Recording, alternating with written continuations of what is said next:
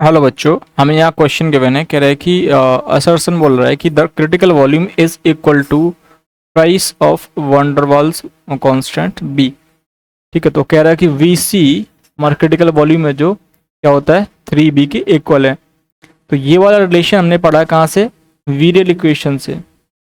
वीरियल equation को जब हम सॉल्व करते हैं तो वहाँ से क्या आते हैं? कांस्टेंट आते हैं, पी सी आता है हमारा और टी सी आता है।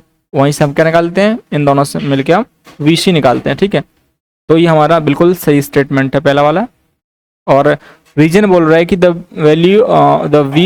B value is 0.02 litre per mole for water if it's critical volume is this. ठीक है, तो क्रिटिकल वॉल्यूम गिवन है वाटर के लिए 0.0566 लीटर पर मोल और यहाँ पे बी का वैल्यू गिवन है 0.02। वी सी है, इसके हिसाब से वी सी कितना होना चाहिए? V c equals to 3 into b 0.02, तो यहाँ से क्या जाएगा 0.06। ठीक है, ये होना चाहिए।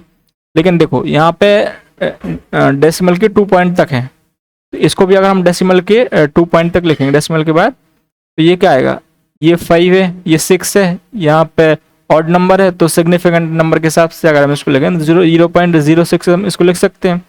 ठीक है, लीटर पर मोल, तो ये सेम वैल्यू आ जाती है। ठीक है, तो ये इसका मतलब ये क्या है कि हमारा रीजन भी सही है, लेकिन इसकी वजह से ये होता है ऐसा नहीं है। ये हमारा कहाँ से आया है? वीरियल इक्वेशन से रिलेशन आता है। ठीक है, एक्सक्लूडेड वॉल्यूम का जो वॉल्यूम करेक्शन होता है वहाँ से हमें इक्वेशन क्रिटिकल वॉल्यूम का आता है। ठीक है, तो ये देखो फिर ये हो जाएगा हमारा, ये भी सही है, ये भी सही है, बट ये इसका करेक्ट एक्सप्लेनेशन नहीं है। ठीक है, तो पहला ऑप्शन तो बोल रहा है कि दोनों करेक्ट हैं और रीजन इज करेक्ट एक्सप्लेनेशन, तो ये तो गलत हो जाएगा। सेकंड बोल रहा है कि assertion is correct and reason is correct, reason is not a correct explanation for assertion, तो ये ऑप्शन हमारा क्या हो जाएगा? सही हो जाएगा। ठीक है, फोर्थ ये इनकरेक्ट बोल रहा है रीजन को, तो ये भी इनकरेक्ट हो जाएगा। ठीक है, दोनों ये असर्शन इनकरेक्ट बोल रहा है, तो ये भी गलत हो जाएगा। ठीक है, तो सेकंड ऑप्शन हमारा क्या हो जाएगा? सही आंसर हो जाएगा। तो I hope you understood the concept. Thank you.